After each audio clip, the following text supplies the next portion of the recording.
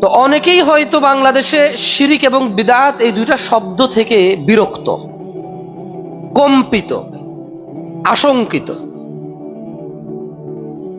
কারণ বিদআত এত পরিমাণ বলা হয়েছে এবং বুঝে না বুঝে যতটুকু বলা দরকার, যে ভাষায় যে টোনে দরকার, ওই সব কিছুর বিশৃঙ্খলতা মিলে এখন অনেকে বিদআত বলাকেই একটা বিদআত বলে। বুঝেন নাই? মানে অনেকে দুষ্টামি করে বলে যে বিদআত বলা বিদআত, এরকম আমি শুনছি বলছে। আমি আপনাদের শুধু এতটুকু বলবো, একটা সন্তান যদি খারাপ হয়,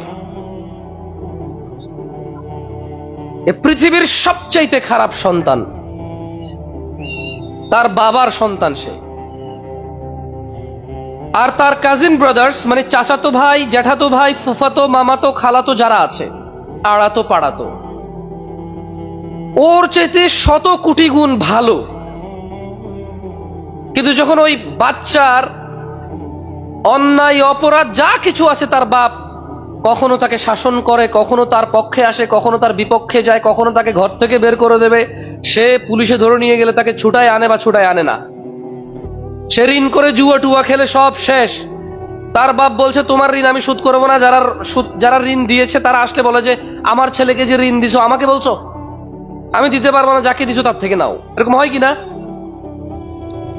দিন শেষে যখন তার বাপ মারা যায়, যেদিন তার বাপ মারা যায়, তার বাপ যত সম্পদ রেখে যায়, সে খারাপ মানুষ আর তার চাচাতো জ্যাঠাতো ভাইরা ভালো মানুষ, এর জন্য তার বাপের সম্পদ কি তার চাচাতো জ্যাঠাতো ভাইরা পায় নাকি সে পায়? অথচ সে ছেলে ছিল খারাপ ছেলে। কোন ছেলে? খারাপ ছেলে। সেই ছেলে হচ্ছে জঘন্য ছেলে। কিন্তু বাপের ছেলে তো বাপকে বাপ বলে ডাকতো। বাপকে কি বলে ডাকতো? বাপ বলে ডাকতো। যেখানে সেখানে যা বাপের পরিচয় দিত বাপকে বাপ হিসেবে। তদুরূপ আমরা এই পৃথিবীতে যে আমরা যারা বসে আছি, শত ধরনের অন্যায় আছে, এগুলো অন্যায়।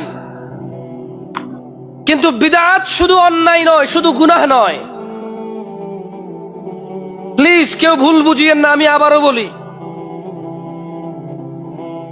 না বুঝলে কোনো সমস্যা নাই। বিদআতের প্রবলেম কোথায়? মানে আপনি, আচ্ছা বিদআতের প্রবলেম নিয়ে বলতেছি। এর আগে একটা কথা বলি যে বিদআত শুনে শুনে আপনারা বিরক্ত, আমিও অনেক কম্পিত যে আসলে কি বলবো এখানে। তবে আমি আজকে হালিশহরবাসী, যারা হালিশহরে উলামায়ে কেরাম রয়েছেন, যারা হালিশহরে আজকে এই সুন্দর আয়োজনে সৌন্দর্যতা বজায় রাখার জন্য কখনো নিজেদের ইচ্ছা, কখনো অনিচ্ছা, নিজেদের পছন্দ অপছন্দ সব কিছুকে ঊর্ধ্বে রেখে যারা আজকে এই ইসলামী জলসার আয়োজনে যারা সবর করেছেন, হয়তো আমার কথা আপনার ভালো লাগে না, কিন্তু আপনি সবর করছেন। আমি আল্লাহর কাছে দোয়া করি আল্লাহ তাআলা আপনাকে সবরের উত্তম প্রতিদান দান করুন। আপনারা হালিশহরবাসী ভিন্ন মত ভিন্ন, আমি এগুলো বলতে যাব না, তবে এটা ঠিক যে আপনারা সবর করছেন।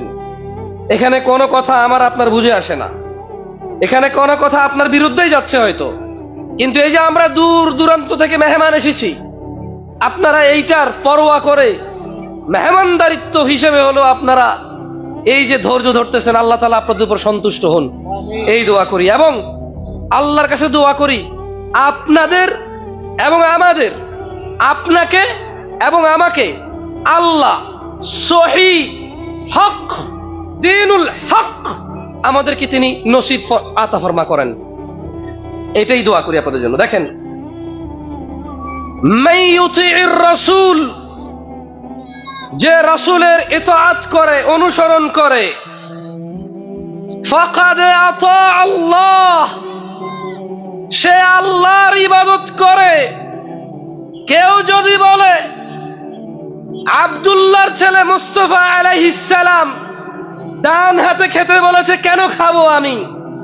কেউ যদি বলে ফাতিমার আব্বা আলাইহিস সালাম ডান পায়ে মসজিদে ঢুকেছে, আমি কেন ঢুকবো? বাম পায়ে টয়লেটে ঢুকেছে, আমি কেন ঢুকবো? কেউ যদি এটা বলে, জেনে নাও তিনি সুবহানাহু ওয়া তাআলা আরশে আযীমের মালিক, জান্নাতের মালিক, জাহান্নামের মালিক, যার কাছে সবার প্রত্যাবর্তন, যিনি সব কিছুর উপর যে কোন সময় ক্ষমতাবান।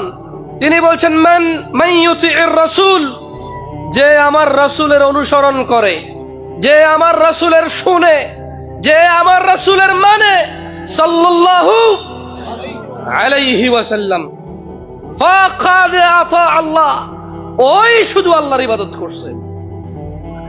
যে আমার রাসূলের শুনছে ও আল্লাহর ইবাদত করছে, যে আমার রাসূলরে মানছে ও আল্লাহর ইবাদত করছে, এর বাইরে কেউ আর আল্লাহর ইবাদত করে নাই। এই জন্য ইত্তেবা রাসূল লাগবে। বিদআত শুনে অনেকে হয়তো বিরক্ত, কিছুটা দিন তো, আমি আপনাকে বিদআত বানায় দেখাচ্ছি। বিদআত বানানো যায়, সুন্নত বানানো যায় না। যেটা বানানো যায় সেটা বিদআত, যেটা সাব্যস্ত। ওয়া মা ইয়ানতিকু আনিল হাওয়া ইন হুয়া ইল্লা ওয়াহয়ু ইউহা। তিনি সাল্লাল্লাহু আলাইহি সাল্লাম প্রবৃত্তির শিকার হয় না, মন গড়া কথা বলে না। ইন হুয়া ইল্লা ওয়াহয়ু ইউহা, যখন ওহী আসে তখন তিনি বলে। এজন্য সুন্নত বানানো যায় না। যেটা হয়ে এসেছে ওটা সুন্নাহ, যেটা সাব্যস্ত সেটা সুন্নাহ, যেটা বানায় সেটা বিদআত। আসেন, রাগ করিয়েন না কেউ, মাইকে যারা শুনতেছেন একটু মনোযোগ দিয়ে শুনেন। আমি বিদআত বানায় দেখাচ্ছি। এই দেখেন, টিস্যু নিছি। আচ্ছা, আমার সর্দি, নাক দিয়ে পানি পড়তেছে, আমি কষ্ট পাচ্ছি, আমাকে দেখতে অস্বস্তিকর লাগতেছে। সাব্বির ভাই কি করলো? সাব্বির ভাই জ্যাব থেকে টিস্যু দেন, আপনি দেন, আপনি দেন, জ্যাবে ঢুকান আগে, ধরেন আপনার জ্যাবে আছে, দেন, এবার আমার দেন। সাব্বির ভাই জ্যাব থেকে টিস্যু বের করে দিল। কেন? উনি দেখলো যে জামশেদ ভাই ওয়াজ মাহফিল করে, মানুষজন সম্মান করে, নাক দিয়ে পানিগুলা পড়তেছে বেচারার, কেমন দেখতে বিশ্রী খারাপ দেখা যাচ্ছে, অসুন্দর লাগতেছে, এতে ওনার প্রেস্টিজ নষ্ট হচ্ছে। এটা কথার কথা। সাব্বির ভাই একজন মুসলমান দ্বীনী ভাই হিসেবে ভাইয়ের সম্মান রক্ষার্থে কি দিছে? এবার আমি মুসলাম, এই যে উনি আমার উপকার করলো, সাদাকা হিসেবে এটা নাকি পাবে কিনা? এবার এটার বিদআত বানাচ্ছি। দেখেন, সাব্বির ভাই বলল, জামশেদ ভাই একটি সুকে ডান হাতে নিয়ে আরেকটি সুকে বাম হাতে নিয়ে এইভাবে দুইবার বাড়ে দিয়ে এইভাবে নাকের ময়লা ফালালে 3 নেকি হয়। এবার এটা বিদআত হয়ে গেছে, আর নেকি হয় নাই। কি হয় নাই আর? কিন্তু একটু আগে এটা কি ছিল? সাদাকা। একটু আগে কি ছিল? সাদাকা। এখন কি? বিদআত। কেন বিদআত হয়েছে কেউ বলতে পারেন কেন? উনি নেকি সাব্যস্ত করছে এখানে। নেকি সাব্যস্ত, কিন্তু এখানে বিদআত না। উনি যদি আমাকে টিস্যু দিয়ে উপকার করেন, নেকি হবে না এখানে? তাহলে পদ্ধতিটা হচ্ছে বিদআত। উনি একটা পদ্ধতি আবিষ্কার করেছে। আচ্ছা, ওকে, সাব্বির ভাই বলল এইভাবে 1 মিনিট যাবে হাত রাখিয়া। কি হাসতেছেন কেন আপনারা? এইভাবে 1 মিনিট যাবে হাত রাখিয়া, তারপর উহা বাম হাতে নিয়ে ডান হাতে এইভাবে ধরিয়া 1 মিনিট অপেক্ষা করিয়া যদি নাক মোছন করা হয় 10 নেকি হয়। এখন এটা বিদআত। কেন? কেন বিদআত হয়েছে? পদ্ধতি বলছে, সিস্টেম বলছে। আল্লাহর নবী এটা বলে নাই, এই জন্য এটা বিদআত হয়ে গেছে। যেমন আল্লাহর নবী বলেছে ডান হাতে খাও, এই জন্য এটা সুন্নাহ। উনি যদি না বলতো, তাহলে পৃথিবীর সব মানুষ যদি বলতো শুধু ডান হাতে খাও নেকি হবে, তাহলে বিদআত হতো না। ওইটা বিদআত। এই বিদআতের লজিক সিম্পল। আজান মাইকে দিলে বিদআত কেন হয় না? কারণ আজান নেকির কাজ না গুনাহের কাজ? এলান যত দূরে যায় তত ভালো না মন্দ? এ মাইকের কাজ হচ্ছে এটাকে দূরে পৌঁছায়। এ মাইক এখানে আলাদা কোনো ধর্ম না। এ মাইক এখানে আলাদা কোনো কি না? ধর্ম না।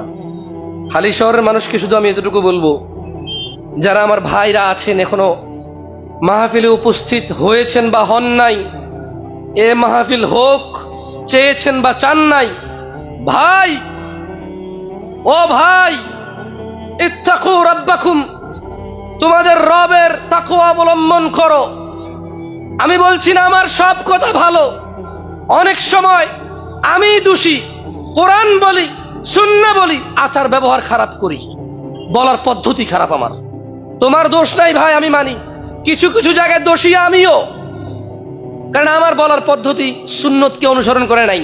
আমি সুন্নত বলেছি হাদিস থেকে, আমি সুন্নত বলেছি কোরআন থেকে, কিন্তু যে ভাষা ব্যবহার হওয়া উচিত ছিল আমার সুন্নতি পদ্ধতি হওয়া উচিত ছিল, আচার ব্যবহার খারাপ করে ফেলেছি আমি। আমারও দোষ কিছু কিছু জায়গা, আমি স্বীকার করি এটা। সুন্নতকে আঁকড়ে ধরা অত্যন্ত জরুরি। কেন? তিনি সুবহানাহু ওয়া তাআলা বলছেন, ওয়ামা আতাকুমুর রাসূল, যা রাসূল দিয়েছে নিয়ে নাও, ফাখুযুহু, তা নিয়ে নাও, ওয়ামা নাহাকুম আনহু ফান্তাহু, যা থেকে তিনি নিষেধ করেছে তা তোমরা বর্জন করো।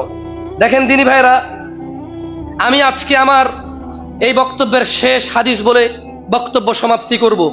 একটু মনোযোগ দিয়ে শোনেন। বোনরা যারা আছেন, ভাইরা যারা আছেন, আমি এত ওই গোষ্ঠী ঘরানা বুঝি না।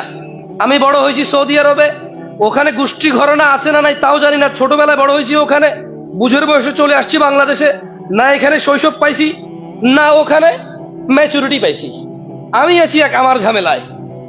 এখানে আমার কথা বলার ধরন দোষ, বসার ধরন দোষ, বলার ধরন দোষ, হাত নড়ার ধরন দোষ, মাশাআল্লাহ সুবহানাল্লাহ বলা দোষ, সবই দোষ আমার। কারণ আমি এখানে ম্যাচুর সময় এসে শৈশব না পাওয়ার কারণে আমি এখানে আর বড় হইতে পারতেছি না। আর আমি ওখানে শৈশব পেয়েছি, বড় হব, আমি চলে আসছি 20 বছর বয়সে এই দেশে। তো আমি এক ভেজালের মধ্যে আছি, এক দুর্বলতার মধ্যে, আমার এক অপরিপূর্ণতা আমাকে ঘিরে রেখেছে। এটা আমাকে আর বাড়তে দিচ্ছে না। আপনাদেরকে আমার শেষ হাদিসটা বলে চলে যাব। সেটা হচ্ছে, আপনার কাছে কেন মনে হয় যে এই ভালো কাজটা, এই সুন্দর কাজটা, এত সুন্দর কাজ, এত ভালো কাজ আল্লাহর নবী দিয়ে যায়নি, আপনাকে করতে হবে? এটা আপনার কাছে কেন মনে হয়? আমি জানি না এর কোনো জবাব আছে কিনা আপনাদের কাছে। আরে তোমরা এখানে দাঁড়ায় আসো, ঢুকলে কত ভালো লাগতো জানো, পুরা মাঠ এমনি ভরা থাকতো, দেখা সেই লাগতো দেখে। তুমি তো এখানে আসো নাই কোনোদিন, আগে একবার আইসো, আসার পরে দেখবা মাঠে যত মানুষ বেশি থাকে হুজুর তত গরম হয়। না জাযাকুমুল্লাহ খাইর, তোমরা যেখানে আছো ওখানেই থাকো, নাহলে আমি আরো বেশি গরম হয়ে যাবো পরে। হ্যাঁ হ্যাঁ হ্যাঁ, না না না, হয় হয় হয় হয়। অনেক সময় এই মাইকে হুজুর ভুল করে কেন জানো? হুজুর ভুল করে কারণ হুজুর দেখেছে লোক আর লোক, আরে আমি তো সেরা, নে ক যেমনি ইচ্ছে এমনি ক, আমারে করবে কে, কি করবে কে আমারে, কিন্তু বেরোলে গ্রেফতার করে চলে যায়। এরপরে বলে যে আমি আসলে সরকারের বিরুদ্ধে বলতে চাই নাই, এটা আসলে ভুল বুঝাবুঝি হয়েছে, আমি আর কখনো বলবো না। অনেক সময় আমি এরকম কথা বলি, ভুল হয়ে যায়, আমি বলি না যে দুঃখিত, ঠিক আছে, ভুল বুঝা একটা, বুঝে আর কখনো না করা একটা, কিন্তু ভয় আর একটা, বুঝেন নাই? দেখেন, আন আব্দুল্লাহ ইবনে মাসউদ রাদিয়াল্লাহু আনহু قال, মনোযোগ দিয়ে শুনিও, কেমন ছোট ভাই? ওকে, মনোযোগ দিয়ে শুনিও ভাইয়া। হ্যাঁ, আব্দুল্লাহ ইবনে মাসউদ রাদিয়াল্লাহু আনহু থেকে বর্ণিত, তিনি বলেন, আল্লাহ নবী সাল্লাল্লাহু আলাইহি ওয়াসাল্লাম বলেছেন, ইন্নাহু লাইসা শাইউন ইউকাররিবুকুম ইলাল জান্নাহ ইল্লা ক্বাদ আমারতুকুম বিহি। আমরা কথা বলছি ইত্তিবা সুন্নাহ কি নিয়ে? জোরে বলো, কি নিয়ে? আল্লাহর নবীর অনুসরণ নিয়ে। কি নিয়ে? আল্লাহর নবীর অনুসরণ নিয়ে। তুমি দেখো আল্লাহর নবী কি বলতেছে, বলছে যে নিশ্চয়ই এমন সকল কিছু যা তোমাদের জান্নাতের নিকটবর্তী করে, এমন সকল কিছু আমি তোমাদের নির্দেশ দিয়েছি, একটাও বাদ দেই নাই। সুবহানাল্লাহ। মানে কি বললে নেকি হয়, কি বললে জান্নাত পায়, কি করলে জান্নাত পায়, কি করলে ইবাদত হয়, কি করলে ভদ্র হয়, কি করলে সভ্য হয়। ইন্নাহু লাইসা শাইউন, এমন কোনো কিছু নাই, ইউকাররিবুকুম ইলাল জান্নাহ, যা তোমাদের জান্নাতের কাছে নিয়ে যায়, ইল্লা ক্বাদ আমারতুকুম বিহি, অথচ আমি মুস্তাফা সাল্লাল্লাহু আলাইহি ওয়াসাল্লাম তোমাদের নির্দেশ দেই নাই এমন একটা বিষয় নাই। ওয়ালাইসা শাইউন ইউকাররিবুকুম ইলান নার, এবং এমন কোন কিছু নাই যা তোমাদের জাহান্নামে নিয়ে যাবে। ক্বাদ নাহাইতুকুম আন, অথচ আমি মুস্তাফা তোমাদের নিষেধ করে নাই সাল্লাল্লাহু আলাইহি ওয়াসাল্লাম। ইত্তিবা রাসূলের বাইরে কোনো অপশন পৃথিবীর কারোর জন্য নাই। আপনি যা খুশি বলতে পারেন, করতে পারেন, আপনার যা খুশি, আপনি যত খুশি লোক আপনার, আপনি যতজনই হন আর যত বেশি হন, আল্লাহর রাসূল সাল্লাল্লাহু আলাইহি ওয়াসাল্লাম এমন কিছু বাদ দেয়নি যেটা জান্নাতের কাছে নিয়ে যায়, আদেশ করেনি, আর এমন কিছু বাদ দেয়নি যা জাহান্নামে নিয়ে যায়, নিষেধ করেনি। আমি আল্লাহর কাছে দোয়া করি আল্লাহ তাআলা আমাকে এবং আপনাদের সবাইকে ক্ষমা করুন। আমি আল্লাহর কাছে দোয়া করি আল্লাহ তাআলা ইবাদত করার ক্ষেত্রে এটা যে নেকি, এটা যে ভালো, এটা যে সওয়াব, এটা যে আল্লাহ খুশি হয়, এগুলো আল্লাহর রাসূলের পক্ষ থেকে, কোরআন থেকে সাব্যস্ত কিনা সেটা বুঝার আগ্রহ আমাদের হৃদয় দান করুন আল্লাহ। আকুলু কাওলি হাযা ওয়াস্তাগফিরুল্লাহ লি ওয়া লিসাইরিল মুমিনিন ফাস্তাগফিরুহু ইন্নাহু আল গফুরুর রহিম।